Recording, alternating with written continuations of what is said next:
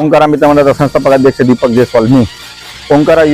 ओंकारा मित्रमंडळ आयोजित जगदंबा नवरात्र महोत्सव विद्यानगर परभणी. दरवर्षीप्रमाणे ह्याही वर्षी वर्ष 27व गरबाव दांड्या महोत्सव. आमच्या लाडक्या बहिणीसाठी होम मिनिस्टर क्रांती नाना मळगावकर यांचा कार्यक्रम 9 तारखेला सायंकाळी 6 वाजता.